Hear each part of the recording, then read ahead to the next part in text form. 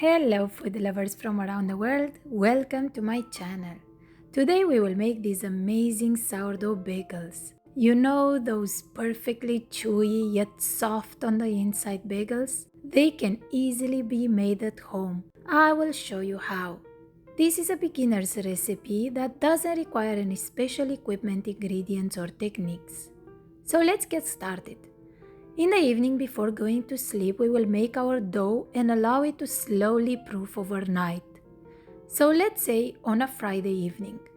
On Saturday morning, we'll divide and shape the bagels, boil them, and finally bake. That way we can have fresh bagels for breakfast. We begin by mixing all the ingredients that I wrote in the description box below into the bowl of a stand mixer. You will need active sourdough starter, so make sure you feed it on Friday morning so it will be ready in the evening. While the dough is kneading, let me explain a little bit about how I feed and keep my starter with zero waste.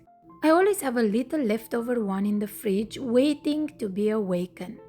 So when I want to bake something, I look at how much starter I will need for the recipe and also how fast or slow I want my starter to proof. So let's take this recipe as an example. We need to create 100 grams for it, and we want it to be ready in the evening. So now we come to the time part. If you want to feed it in the morning before going to work, it means that it will have a long time to proof, maybe even 12 hours.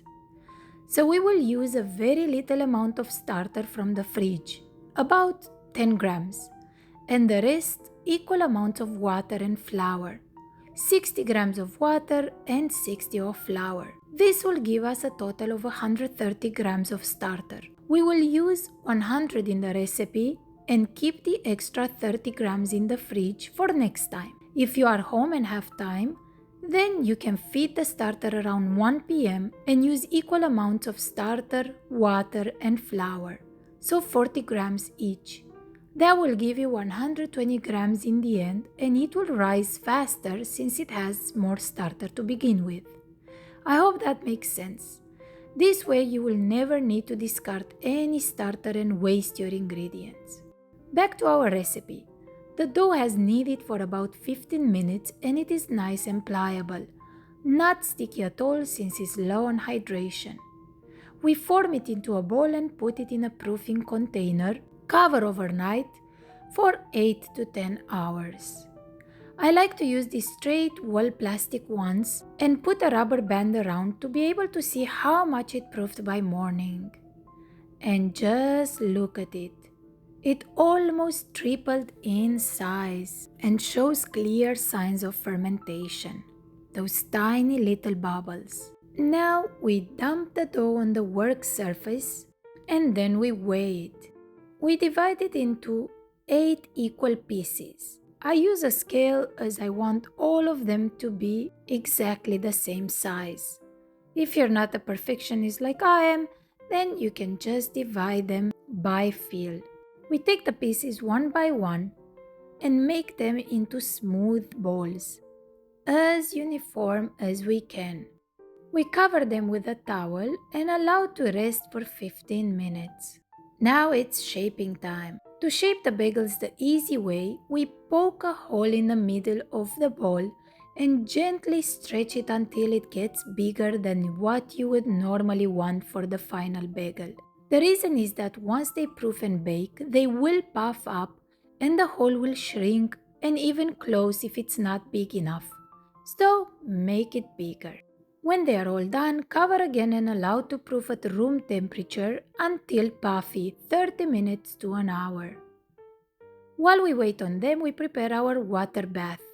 We bring a big pot halfway filled with water to a boil. We add 2 tablespoons of sugar to the water. The bagels are ready too.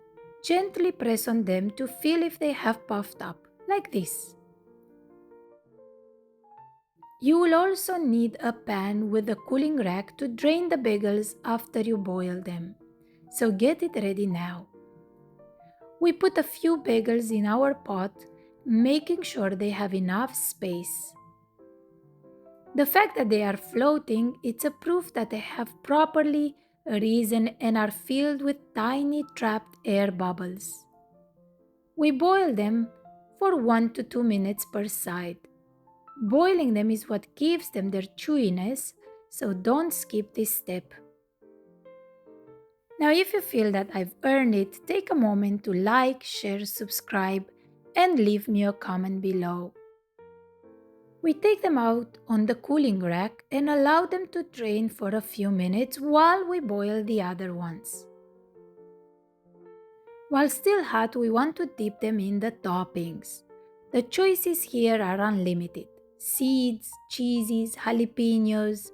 I chose poppy seeds, sesame seeds, Asiago rosemary cheese, salt, and everything bagel seasoning. But we all prefer the Asiago ones, so I made more of those. The toppings should easily stick to them, but if they got too dry, use a little hot water from the pot to moisten them again.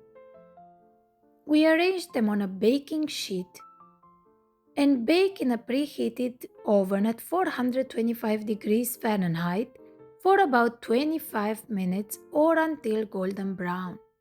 If you have a baking stone or steel, preheat it and then put the pan directly on top of it. If you don't, it's okay, they will still come out amazing. Allow them to cool a little if you have the patience before cutting into one. Now let me show you the inside, as I believe that the outside convinced you already. Listen to that crunch. You guys, these turned out perfect. Crunchy from the cheese, chewy and soft inside. Absolutely delicious. Just waiting to be filled with some cream cheese or with a fried egg and bacon. Give them a try, but I'll give you a piece of advice. Double the recipe and freeze some for later in the week because they will finish quite fast. Trust me. I hope you enjoyed this recipe and gave it a thumbs up. I'll see you again soon in the next one. Bye!